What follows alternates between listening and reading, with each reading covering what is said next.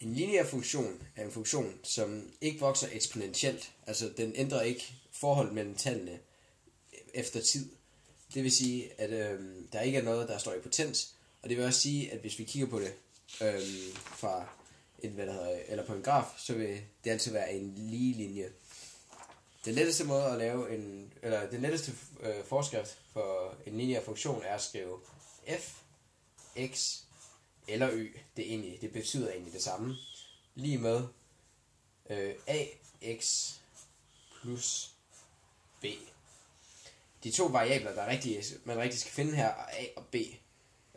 Hvor a bestemmer, hvor mange gange y vokser for hver gang x vokser 1, og b beslutter, hvorhenne på y-aksen, som grafen den skærer. Hvis tallet er positivt, så vil grafen altså gå den her vej, og hvis tallet a er negativt, så vil den altså gå den her vej. Det vil sige, at y-værdien bliver mindre for hver gang x bliver større i stedet.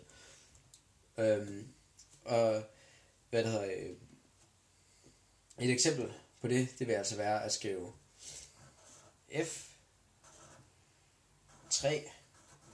Det er fordi, at hvis vi skriver f3, så beslutter vi os for, at nu vil vi finde y-værdien, når x-værdien er 3. Og så skal vi jo så lige have en definition på, hvad linjen er. Og der siger vi så 2x plus 3. Yes. Ja, som sagt, så skal vi finde ud af, hvad y-værdien er, når x er 3. Og det gør vi ved, at først skal vi huske, at den starter her ved y. Den starter allerede ved 3. Og så vokser y med 2, hver gang x vokser med 1. Så derfor så siger vi altså, at når x er 1, så er y 5. Når x er 2, så er y 7.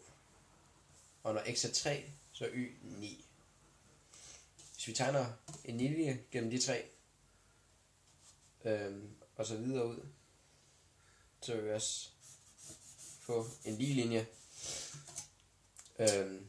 Nu har jeg så tegnet min graf lidt skævt, men normalt vil man få en lige linje, som også vil fortsætte ud i en uendelighed, hvis vi bliver ved med at lave de her tal her. Og det er fordi, den ikke vokser eksponentielt, altså forholdet bliver ved med at være det samme. Og derfor kan vi altså også konkludere, at f3, altså y-værdien når x er 3, den er lige med 9. Vi vil finde a ved at sige a er lige med y2 minus y1 delt med x2 minus x1. Og vi vil finde b ved at sige b er lige med y1 minus ax1. Okay. Vi vil først bevise a. Vi kender to punkter på grafen, som hedder x1 og y1 og x2, y2.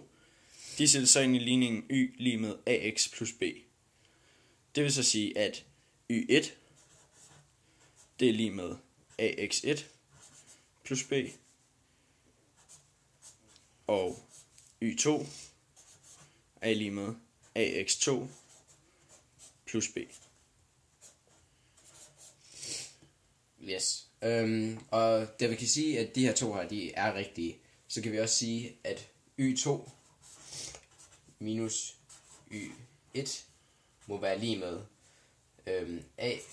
ax2 plus b minus parentes start ax1 plus b parentes slut.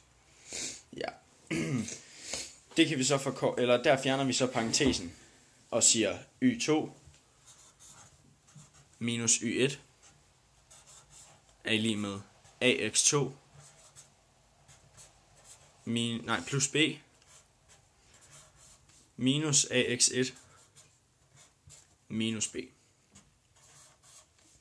Ja, så kan vi også forkorte det yderligere, fordi at der er et plus b og et minus b. De udligner hinanden, og derfor kan vi altså også bare sige y2 minus y1 lige med ax2 minus ax1 1. Ja. Og da både x1 og x2 skal ganges med a, kan vi derfor sætte dem ind i en parentes, der lyder y2 minus y1 er lige med a, parentes x2 minus x1. Ja, og herfra, der kan vi så tage både x2 og x1 og rykke over på den anden side. Og så går det altså fra, at vi ganger ind, til at vi dividerer i stedet. Og det gør vi. Og derfor så kommer den til at lyde y2 minus y1 over x2 minus x1 lige med a. Okay. Ved at finde b, skal vi omskrive y1 er lige med ax1 plus b. Og det gør vi simpelthen bare ved at isolere b, så vi siger b er lige med y1 minus ax1. Så bruger vi selvfølgelig bare den a-værdi, som vi fandt før, og sætter den ind på a's plads. Og så kan vi så sætte de to punkter ind på hver deres plads henholdsvis, og så kan vi finde b-værdien på den måde. Vi kan også gøre det samme, og så bare skrive b lige med y2 minus ax2. Det giver det samme resultat, det er bare to forskellige værdier, vi bruger, to forskellige punkter. Okay, vi har nu lavet en graf, hvor punkterne hedder 2, 3 og 3, 5, som vi så vil sætte ind i ligningerne. Først så hedder den a er lige med y2, som så er 5, minus y1, som er 3, delt med x2, som er 3, minus x1, som er 2. Og der bliver det så til a er lige med 2 delt med 1, som så giver 2. Så derfor er a lige med 2. For at finde b, siger vi så bare b er lige med y1, som er 2. Y1, som er 3. Minus a'et, som vi fandt før, som var 2. Ganget med x1, som er 2. Du kan også sige det ved at sige b er lige med y2, som er 5. Minus a'et, som vi fandt før, som var 2. Ganget med x2, som er 3. Hvis vi regner de to ting ud, vil vi så først så skal vi gange, hvor op i den første, hvis vi tager det ud fra den, så er 2 gange 2, det er 4, så derfor så bliver den b er lige med 3 minus 4, som er lige med minus 1.